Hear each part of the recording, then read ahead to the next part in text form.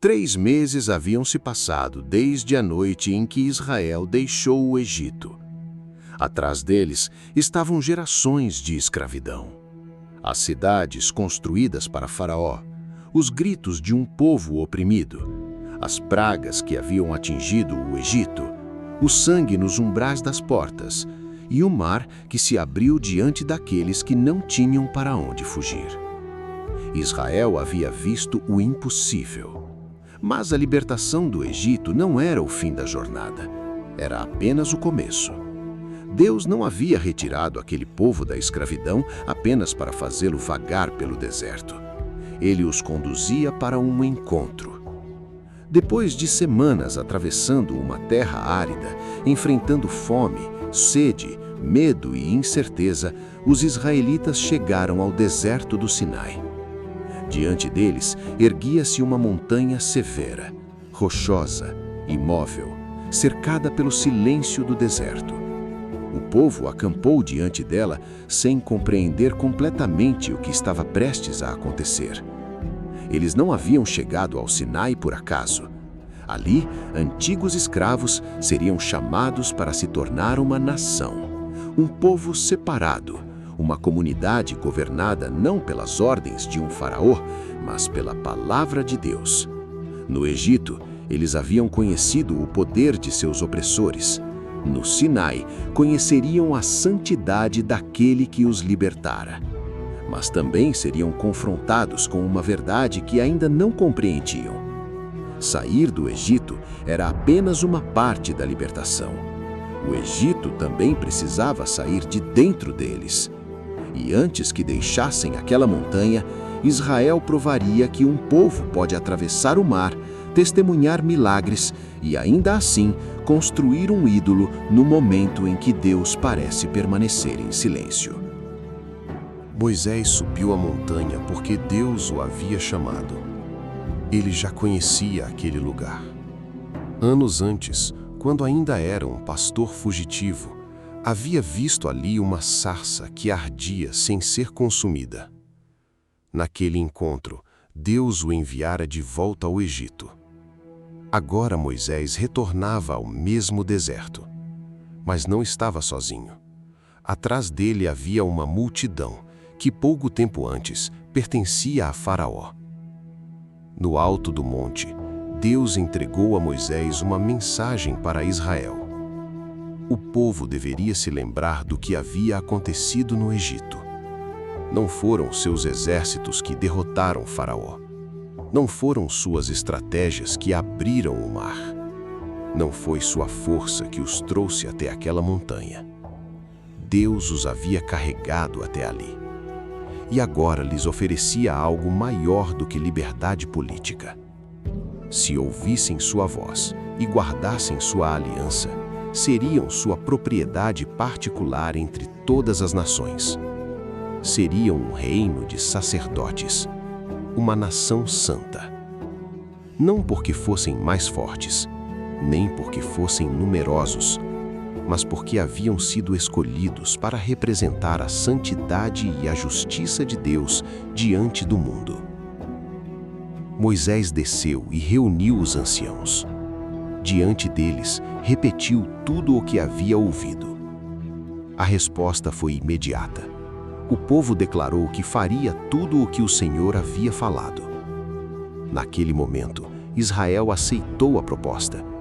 Eles concordaram em viver como o povo de Deus. Aceitaram obedecer à sua palavra. Prometeram permanecer fiéis àquele que os havia libertado. Mas uma promessa pronunciada em um momento de entusiasmo ainda precisa sobreviver ao silêncio, à espera e à incerteza. No Sinai, Israel respondeu com palavras corretas. Poucos dias depois, suas ações revelariam o quanto aquelas palavras ainda eram frágeis. Deus anunciou que desceria sobre o monte diante de todo o povo. Mas aquele encontro exigia preparação. Israel não poderia aproximar-se de qualquer maneira. Durante 3 dias o povo deveria se santificar. Suas roupas seriam lavadas. O acampamento seria preparado.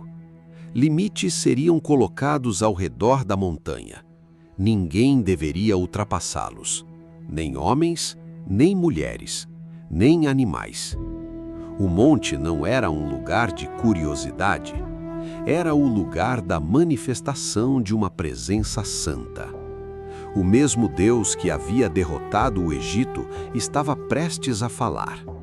E a santidade daquela presença não poderia ser tratada como um espetáculo. As famílias se prepararam. As vestes foram limpas. O movimento do acampamento diminuiu. A expectativa tomou o lugar das conversas comuns. Todos sabiam que alguma coisa aconteceria ao terceiro dia, mas ninguém sabia exatamente o que veria.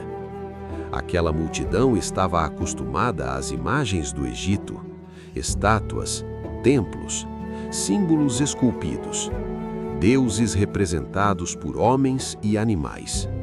No Sinai, porém, não havia imagem alguma, não havia rosto para contemplar, não havia objeto que pudesse conter Deus. Havia apenas uma montanha cercada por limites e uma ordem: esperem, preparem-se, não ultrapassem o lugar determinado. Israel seria ensinado desde o princípio que Deus não poderia ser reduzido a uma forma criada pelas mãos humanas. Ele não era um objeto que o povo pudesse carregar, não era uma força que pudesse ser controlada, não era um símbolo moldado para atender aos desejos de uma multidão. Ele era o Deus que os havia chamado, e agora a montanha começaria a tremer. Na manhã do terceiro dia, o silêncio terminou. Trovões romperam o céu. Relâmpagos atravessaram as nuvens. Uma espessa escuridão cobriu o cume do Sinai. Então, um som semelhante ao toque de uma trombeta começou a crescer. Não vinha do acampamento. Não era produzido por mãos humanas. O som se tornou cada vez mais forte. O povo inteiro tremeu. Moisés conduziu Israel para fora das tendas, até o limite estabelecido diante da montanha. O Sinai estava coberto de fumaça porque Deus havia descido sobre ele em fogo. A fumaça subia como a de uma grande fornalha. O chão tremia. A montanha parecia responder à presença daquele que a havia criado. Moisés falava, e Deus lhe respondia. Então Israel ouviu os mandamentos que definiriam sua aliança. Eles não deveriam ter outros deuses, não deveriam fabricar imagens para adorá-las, não deveriam se curvar diante de objetos criados, não deveriam tomar o nome de Deus de maneira vazia. Deveriam honrar o descanso estabelecido por ele, respeitar pai e mãe, não matar, não adulterar, não roubar, não testemunhar falsamente, não desejar aquilo que pertencia ao próximo. A voz que havia ordenado a criação agora falava diretamente a um povo resgatado da escravidão.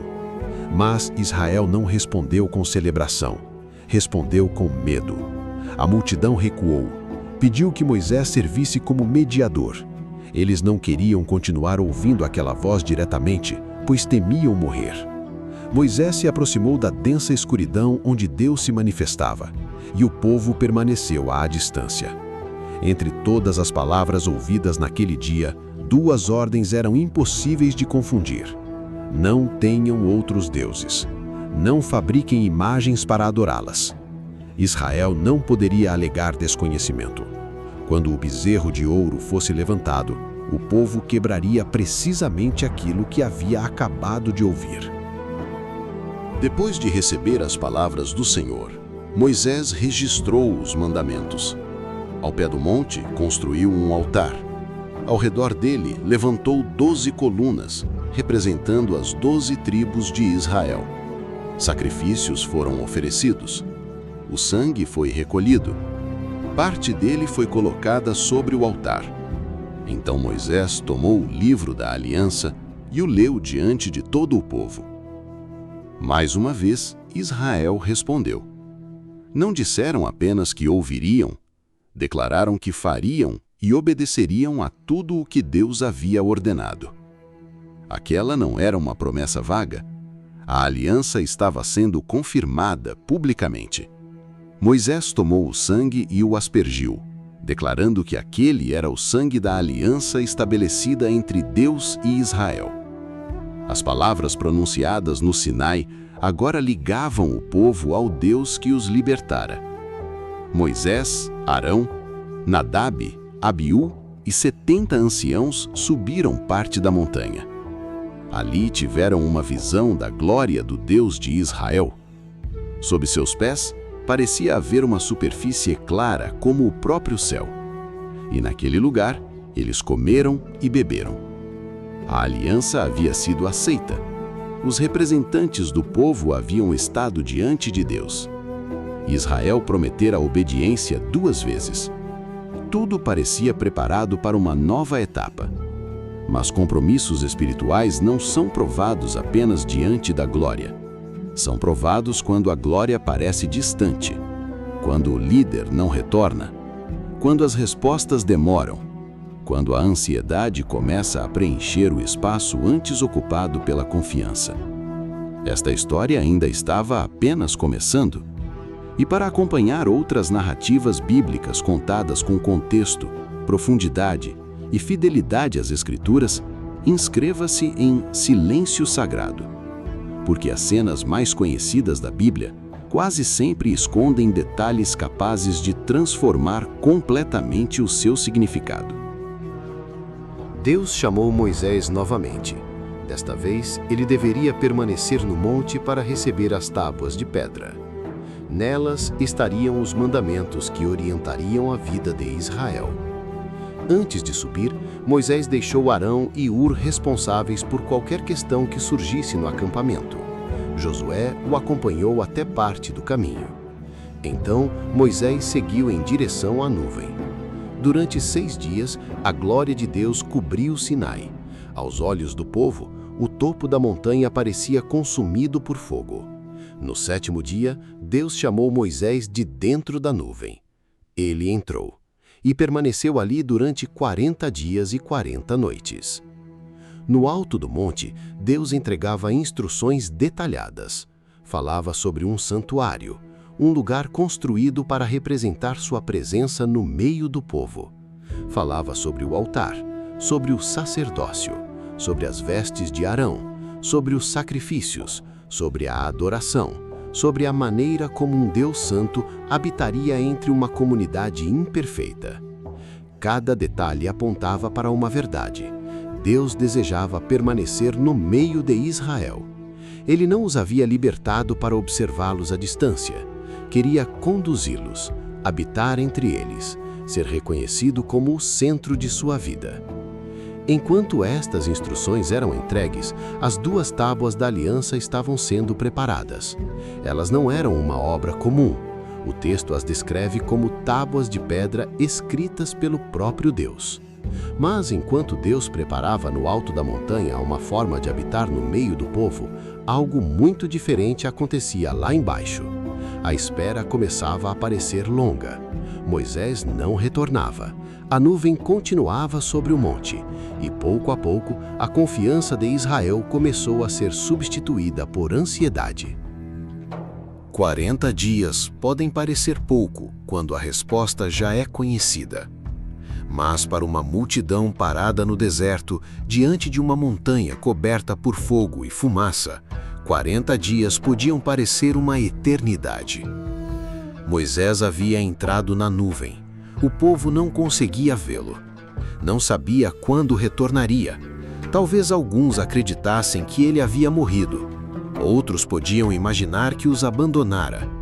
A ausência de respostas abriu espaço para rumores. O medo tornou-se impaciência. A impaciência tornou-se pressão. E a pressão transformou-se em exigência.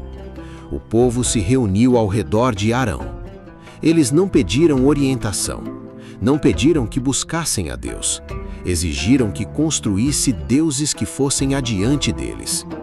Queriam algo visível, algo que pudesse ocupar o espaço deixado por Moisés. Algo que pudesse ser levado pelo deserto. Algo que pudessem apontar e dizer: é isto que nos conduz, A mesma multidão que havia ouvido a voz de Deus agora desejava uma imagem criada por mãos humanas. A mesma geração que atravessara o mar procurava segurança em um objeto. O problema de Israel não era apenas falta de informação. Eles sabiam o que haviam prometido, conheciam o mandamento, tinham visto o fogo sobre o Sinai, mas não suportaram esperar. A idolatria nasceu quando o povo decidiu que a ausência de uma resposta imediata lhes dava o direito de criar uma resposta própria.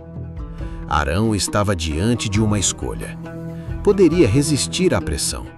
Poderia lembrar ao povo da aliança. Poderia apontar para o monte e pedir que esperassem. Mas não fez isso. Em vez de confrontar a multidão, decidiu atendê-la e pediu que entregassem seus brincos de ouro. Os brincos foram retirados. Homens, mulheres e famílias entregaram o ouro que possuíam.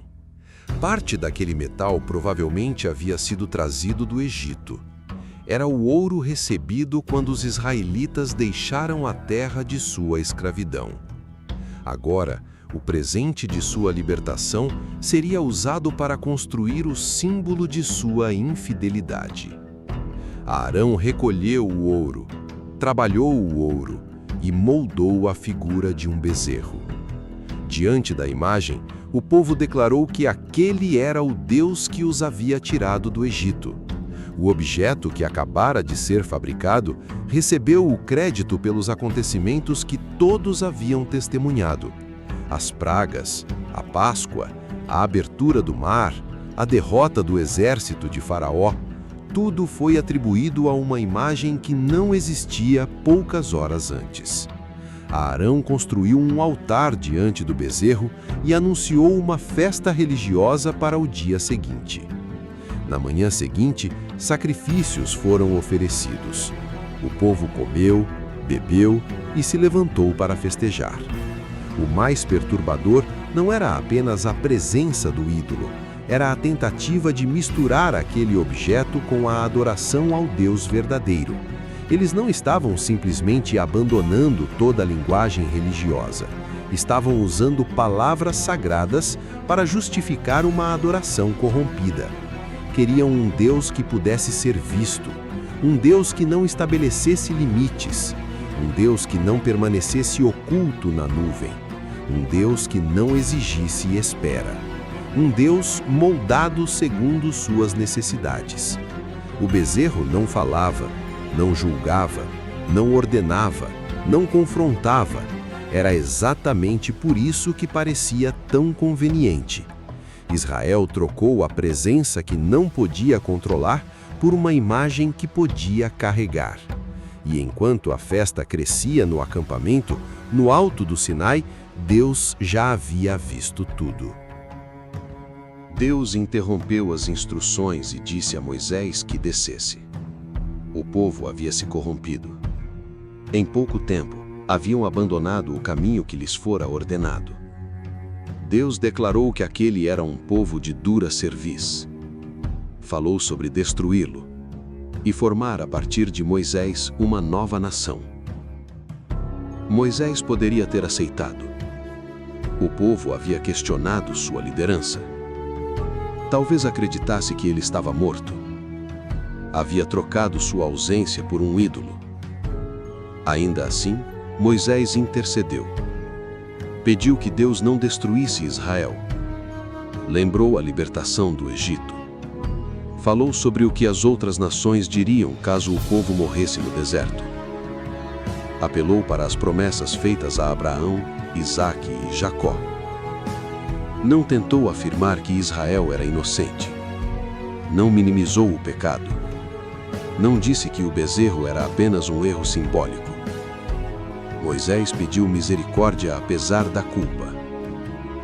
E aqui surge uma das maiores ironias da narrativa.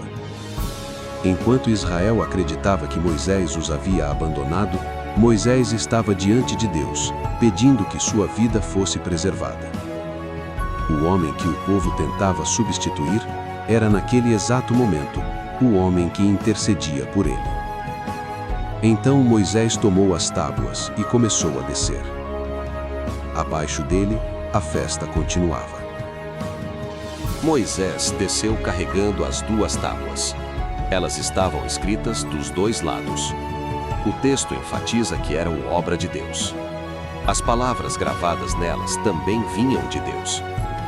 Josué acompanhava Moisés durante parte da descida. Quando se aproximaram do acampamento, ouviram um grande ruído. Josué pensou que se tratava de uma batalha, mas Moisés percebeu que não eram gritos de vitória, nem vozes de derrota. Era o som de uma festa. À medida que se aproximavam, a cena começou a se revelar. O altar, a multidão, as danças. E no centro de tudo, o bezerro de ouro. Moisés havia acabado de sair da presença de Deus. Carregava nas mãos as palavras que proibiam Israel de fabricar imagens para a adoração. Agora, diante dele, o povo celebrava exatamente aquilo que havia prometido não fazer. Sua ira se acendeu, e ao pé do monte, Moisés lançou as tábuas no chão. A pedra se partiu. As palavras escritas sobre ela foram quebradas diante dos olhos de Israel. Mas aquele gesto não criou a ruptura da aliança. A ruptura já havia acontecido no coração do povo. As tábuas partidas apenas tornaram visível aquilo que Israel havia feito. Eles haviam quebrado a aliança antes que as pedras tocassem o chão. A cena não era apenas uma explosão emocional de um líder decepcionado. Era um sinal de julgamento. Aquelas tábuas representavam uma relação confirmada com palavras, sangue e compromisso. Agora estavam destruídas. O som da pedra se quebrando interrompeu a festa. O povo que havia dançado diante do ouro viu Moisés diante deles. E o homem que carregava a lei agora avançava em direção ao ídolo. Moisés tomou o bezerro que o povo havia fabricado. A imagem que recebera sacrifícios não conseguiu se defender. O Deus que deveria conduzir Israel precisou ser carregado por mãos humanas. Moisés o lançou ao fogo. Depois o reduziu a pó. Espalhou o pó sobre a água e fez o povo beber. O símbolo de sua falsa segurança foi destruído diante deles. O objeto que haviam chamado de Deus agora passava por seus corpos como poeira. Nenhuma força saiu do bezerro, nenhuma voz respondeu, nenhum poder impediu sua destruição. A humilhação do ídolo foi completa. Então Moisés voltou-se para Arão, perguntou o que o povo havia feito para que ele permitisse um pecado tão grave. Arão tentou afastar de si a responsabilidade. Disse que Moisés conhecia a inclinação daquele povo para o mal. Contou que eles haviam pedido deuses. Afirmou que recolheu o ouro e o lançou ao fogo. E então apresentou uma explicação absurda. Do fogo teria saído o bezerro. Arão descreveu o ídolo como se ele simplesmente tivesse aparecido, como se não tivesse sido moldado, como se sua liderança não tivesse participado, como se a pressão do povo anulasse sua responsabilidade. O mesmo homem escolhido para servir como sacerdote havia construído o altar da apostasia. Quando deveria conduzir Israel, decidiu segui-lo. Quando deveria confrontar a multidão, preferiu agradá-la. E quando foi chamado a responder por seus atos, tentou diminuir sua própria culpa. O bezerro havia sido destruído, mas as consequências daquilo que aconteceu ao redor dele ainda estavam apenas começando. Moisés viu que o povo estava fora de controle. A celebração havia exposto Israel ao desprezo de seus inimigos. A aliança fora violada. A autoridade de Arão havia fracassado. O acampamento precisava enfrentar a gravidade de sua escolha. Moisés se colocou à entrada e fez uma convocação. Quem fosse do Senhor deveria aproximar-se dele. Os filhos de Levi responderam. Reuniram-se ao redor de Moisés. Aquele momento dividiu o acampamento.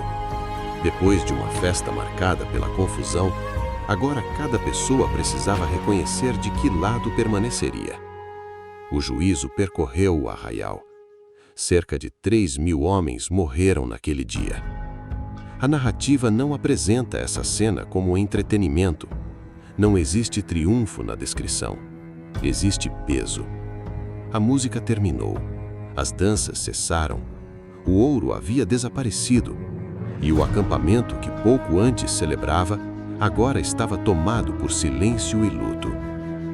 A idolatria prometera ao povo uma sensação de controle, mas produziu morte. Prometera segurança na ausência de Moisés, mas trouxe ruptura. Prometera uma celebração religiosa, mas terminou em julgamento. Aquela geração aprenderia que o pecado coletivo não deixa de produzir responsabilidade individual. O fato de muitos terem participado não tornava a escolha correta. A pressão da multidão não anulava a culpa. A ordem de Deus não mudava porque a maioria desejava outra coisa. Na entrada do acampamento, a pergunta de Moisés permanecia: quem é do Senhor? Não era uma pergunta sobre aparência, nem sobre tradição, nem sobre experiência passada. Era uma pergunta sobre lealdade. Israel havia saído fisicamente do Egito, mas diante do bezerro, ficou evidente que os deuses do Egito ainda encontravam espaço dentro de seu coração. Na manhã seguinte, Moisés falou ao povo. Não tentou suavizar o acontecimento. Disse claramente que haviam cometido um grande pecado, mas também anunciou que voltaria ao Senhor. Talvez ainda fosse possível buscar expiação por aquilo que haviam feito. Moisés subiu novamente. A festa havia terminado. O bezerro já não existia. As tábuas estavam quebradas. Milhares estavam mortos. Mas a culpa de Israel permanecia. Diante de Deus, Moisés confessou o pecado do povo. Eles haviam fabricado um Deus de ouro. Então fez um pedido extraordinário. Pediu que Israel fosse perdoado. E se o perdão não fosse concedido, ofereceu que seu próprio nome fosse riscado do livro. Moisés não tentou separar seu destino do destino do povo. Colocou-se diante de Deus como intercessor. O homem que havia quebrado as tábuas por causa da idolatria, agora estava disposto a perder tudo em favor dos idólatras. Mas Deus respondeu que cada culpado responderia por seu próprio pecado. Moisés deveria continuar conduzindo Israel. Um mensageiro iria à frente deles. Mas o dia da prestação de contas viria. Então, uma praga atingiu o povo por causa do bezerro que Arão havia feito. A intercessão de Moisés evitou a destruição completa de Israel, mas não transformou o pecado em algo irrelevante. Misericórdia não significava que nada havia acontecido. Perdão não poderia ser tratado como licença para repetir a traição. Israel sobreviveria, mas a questão mais grave ainda precisava ser resolvida. O povo poderia continuar sua viagem, poderia até alcançar a terra prometida, mas Deus permaneceria no meio deles? Deus ordenou que Israel deixasse o Sinai e continuasse em direção à terra prometida. A promessa feita a Abraão ainda seria cumprida. Um mensageiro iria à frente do povo. Os inimigos seriam expulsos. A terra continuava diante deles. Mas Deus declarou que não seguiria no meio de Israel. A razão era terrível.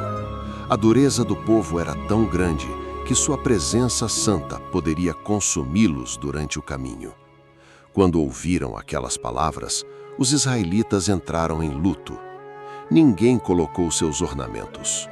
O ouro havia sido usado para fabricar o bezerro. Agora, retirar os adornos tornava-se um sinal de humilhação. Israel começava a perceber que a pior consequência de seu pecado não era perder conforto, nem enfrentar atraso, nem permanecer mais tempo no deserto. Era perder a presença daquele que os havia libertado. Moisés tomou uma tenda e a armou fora do acampamento. Ela ficou conhecida como Tenda do Encontro. Quem desejava buscar o Senhor precisava sair do arraial e caminhar até ela.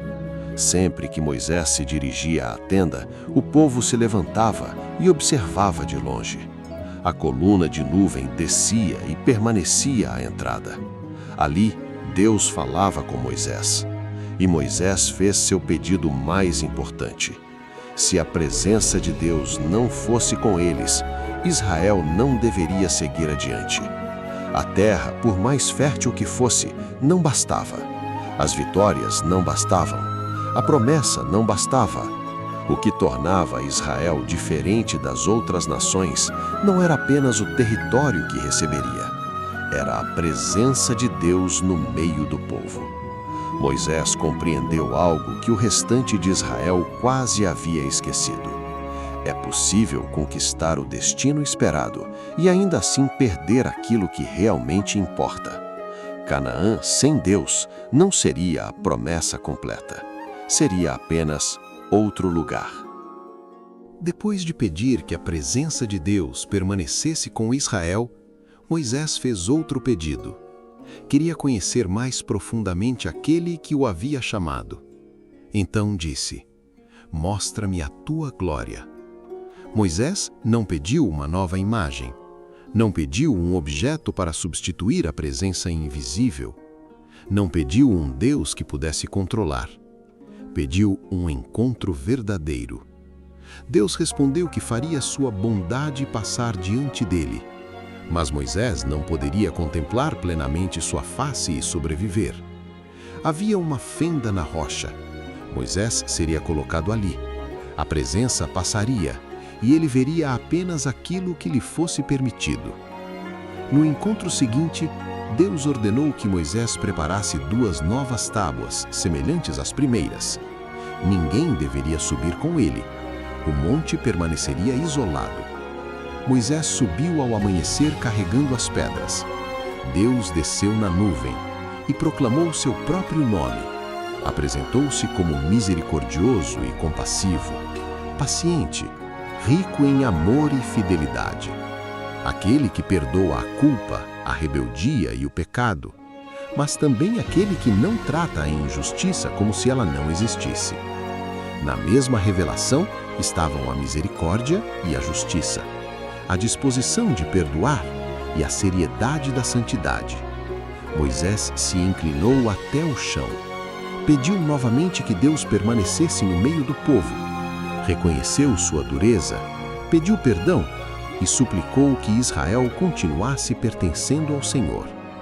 A aliança foi renovada.